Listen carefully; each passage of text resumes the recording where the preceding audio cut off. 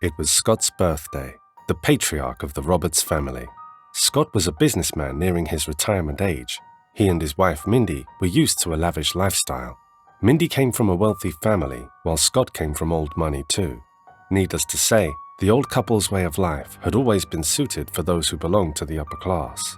Scott and Mindy had two sons, Damien and Darren.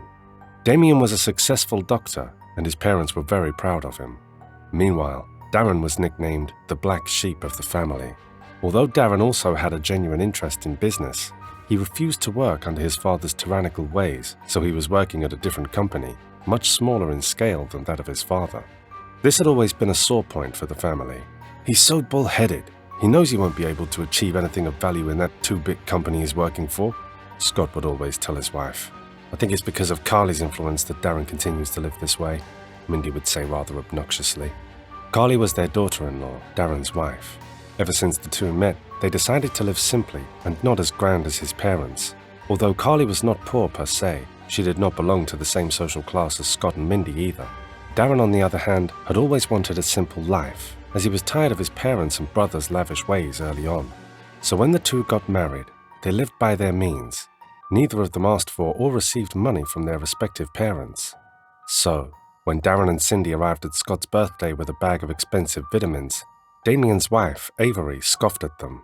Darren and Carly exchanged baffled looks upon seeing Avery's reaction.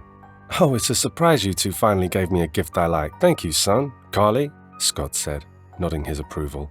Although they always gave him gifts on several occasions in a year, he never seemed to appreciate it, as it was never in the extremely expensive category. This time it warmed Darren and Carly's hearts that their gift was finally given more than a passing look, and an almost careless thanks thrown their way. "Oh, Scott, you're too easy to please," quipped Avery. "Wait till you see our gift, and I bet that's what you'd actually like instead of that useless thing." At that moment, Damien came into the room with several men in tow. With them was a comfortable and expensive-looking massage chair. Avery sent a smirk on Darren and Carly's way before she addressed her father-in-law. "Don't you just love this? This will be better for your tired joints instead of those. What are those again? Oh, vitamins," she said, with an absent wave. "Now that is a gift," Mindy said, with a huge smile on her face. "Take notes from your big brother, Darren," she told her younger son. Darren stiffened. This wasn't the first time it happened. It was as if his brother always planned to outdo him, when he didn't know it was supposed to be a competition in the first place. Damien was a doctor, for goodness sake, and he was just an employee of a long-established but quite small business. "That's a good son," Scott said, as he clapped Damien's back. "You know what your poor father deserves." He then tried the chair out, and the bag of vitamins had since been discarded on a corner. "Well now, honey, Darren was once a good son too," Mindy chimed in, and Carly was shocked to see her mother-in-law take Darren's side for the first time ever. However, it appeared that she celebrated too soon, at least until he got married and lived an underprivileged life. Carly blanched at the dig. No longer willing to accept insults hurled at him and his wife, Darren stood to his full height and said, "Happy birthday, father. It appears that we are neither wanted nor welcome here, so we'll be taking our leave." Without waiting for a reply, he turned to Carly and escorted her out. At the door, he addressed the people in the room. "We may not be as rich as you guys are, but we know not to make guests of our home feel unwelcome and unwanted. Mother, I don't lead an impoverished life, but I live with what I have, with what I have earned through my hard work. Father, my wife spent a lot of time and consideration in picking a gift that you would appreciate, and it's as if you set our feelings carelessly on the floor the way you did our gift." As Scott and Mindy gasped at their son, not expecting the outburst, Darren turned to his brother and said, "And Damien, you could buy Mum and Dad all the most expensive things in the world. I didn't and would never compete against you in that regard." As they walked into the car, Darren wrapped an arm around his wife's shoulder as he murmured, "I'm sorry you had to go through that again, but I promise that was the last time. We'll never come back here again, not after everything they did." "But they're your family," Carly said quietly. She knew that deep inside Darren was hurting too. His parents had always been on his case, and in the worst possible way. "Well, they don't act as one, so..." Darren left the sentence hanging, but the meaning was clear. He wouldn't be seeing any of his family anytime soon. Inside the house, Avery was the first one to pick up her jaw from the floor after Darren and Carly left. It was the first time the family saw him in an obviously controlled rage, so it came as an utter shock to everyone. "Mother, I think this is Carly's fault. Maybe she's telling stories to turn Darren against the family," Avery said. Of course, yes, it's that poor girl's doing. My son would never have used those words to us if it weren't for that girl. Mindy was quick to agree. Since then, no one even tried to contact Darren and Carly to apologize for their actions. Not that it would have mattered. Brushing that incident off, Darren and Carly continued to work at a firm until they had enough money saved to open a small business. The decision to start a business stemmed from the good news they recently received. They were expecting a baby girl who would be with them in a few months. And so the business planning began. The couple decided on a tea business, as it was over a cup of tea that their relationship bloomed.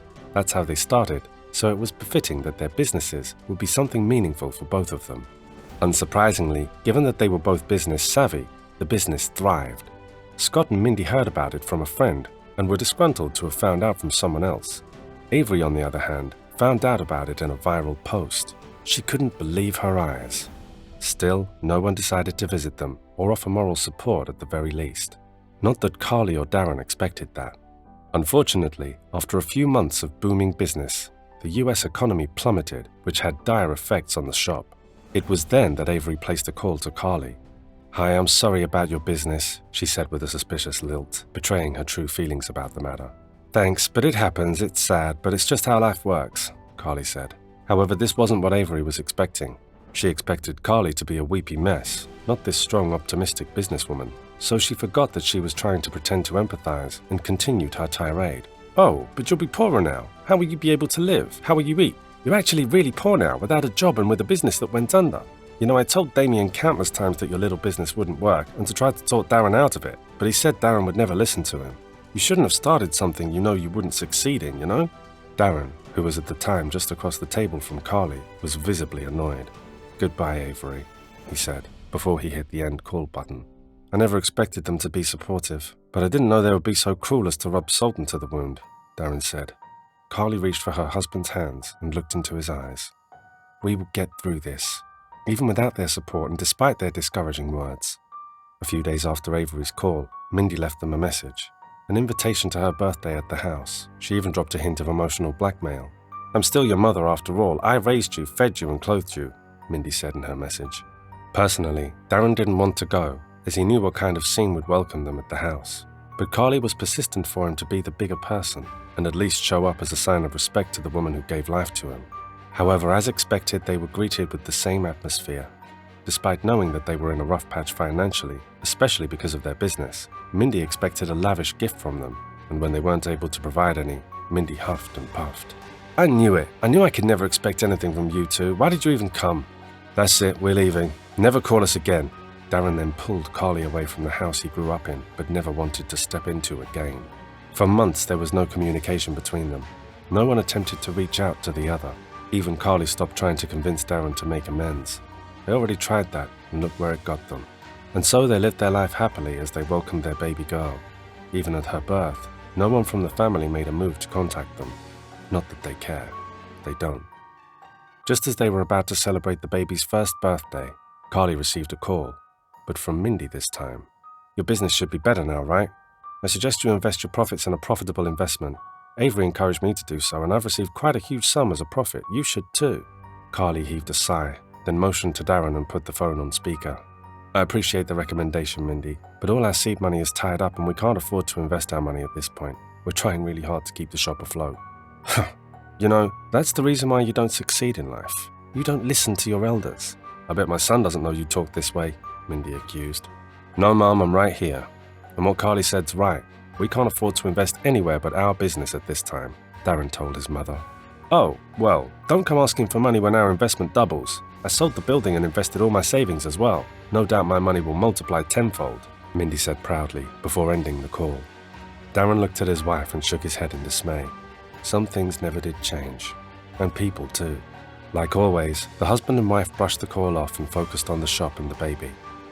All was well until one day Mindy rushed inside the shop looking disheveled, with Scott in tow. Carly and Darren stood in shock as they looked at the old couple. Gone was the sophisticated husband and wife. In their place was a dirty-looking couple. Mindy rushed to Darren's side. "Help us, please. Avery and Damien ran off with our money," she wailed. Luckily, no customers were in the shop when they arrived. Carly quietly went to the door and flipped the closed sign. "Slow down, Mom. What are you talking about?" Darren asked his mother. Avery and Damien were running a scam. They duped me and a lot of my friends. They're now after us to pay the money Avery and Damien took, Mindy said. What do you need us for? Carly asked her in-laws kindly. I don't know why we're here, actually, Scott said as he rubbed his eyes tiredly.